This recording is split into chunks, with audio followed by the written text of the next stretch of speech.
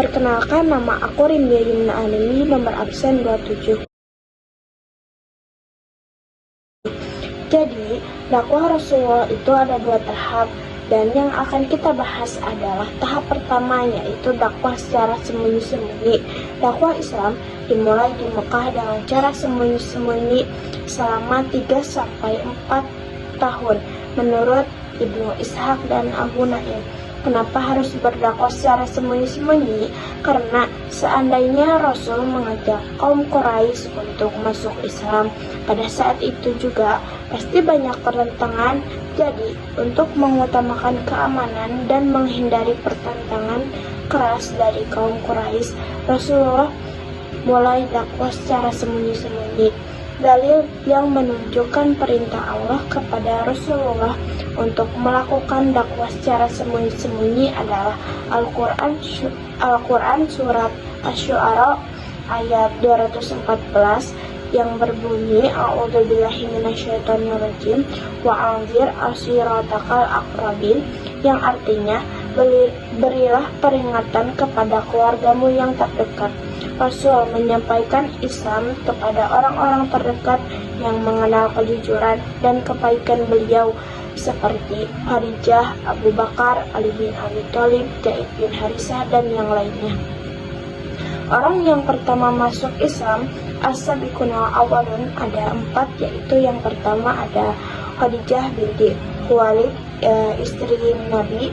Yang kedua ada Ali bin Abi Thalib, yang ketiga ada Zaid bin Harisah, yang keempat ada Abu Bakar Asy-Siddiq, yang kemudian mengajak tokoh-tokoh lain seperti Utsman bin Affan, Zubair bin Awam, Abdurrahman bin Auf, Sa'ad bin Abi Waqqas, dan Thalhah bin Ubaidillah. Dakwah ini mendapat sambutan hangat sehingga Islam mulai menyebar di kalangan pria maupun wanita di Mekah. Nama saya Rizal Natasha Salma Faraziyah dari absen 28. Ada banyak pelajaran dan hikmah yang dapat kita ambil dari berdakwah secara sembunyi-sembunyi ini, dan saya akan menyebutkan 3 di antaranya. Yang pertama, mendahulukan keselamatan nyawa. Islam sebagai agama baru yang hadir di kota Mekah. Kota Mekah itu sebuah kota yang menjadi pusat agama bagi para bangsa Arab. Di sana banyak terdapat para pengabdi Ka'bah, pemuja berhala, atau patung-patung lain yang mereka anggap suci. Jika Islam langsung didakwahkan secara terang-terangan, terlalu beresiko. Tentunya akan banyak korban yang bermunculan dari umat muslim, dan itu akan menghambat penyebaran Islam pada masa-masa awal. Yang kedua, Islam menolak penindasan.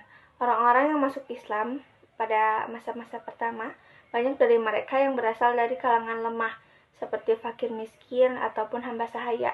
Bahkan dari zaman dakwah Nabi sebelum Nabi Muhammad pun seperti itu, seperti dakwah Nabi Nuh yang mendakwahi kaum Bani Rasib yang berasal dari kalangan lemah. Hikmah dari semua ini adalah agama Allah yang dibawa oleh para nabi dan rasul adalah untuk membebaskan manusia dari penindasan yang dilakukan oleh sesamanya.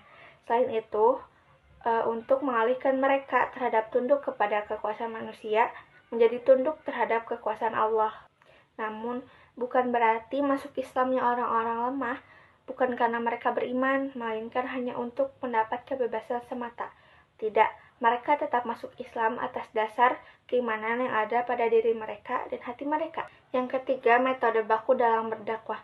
Dakwah Rasulullah SAW secara sembunyi-sembunyi bukan karena takut terhadap orang Quraisy, tetapi merupakan firman Allah, yaitu surat Asy-Syu'ara ayat 214. Juga sebagai metode baku dalam berdakwah bagi para pendakwah yang belum mempunyai kekuatan massa. Berdakwahlah dengan cara sembunyi-sembunyi adalah jalan yang aman.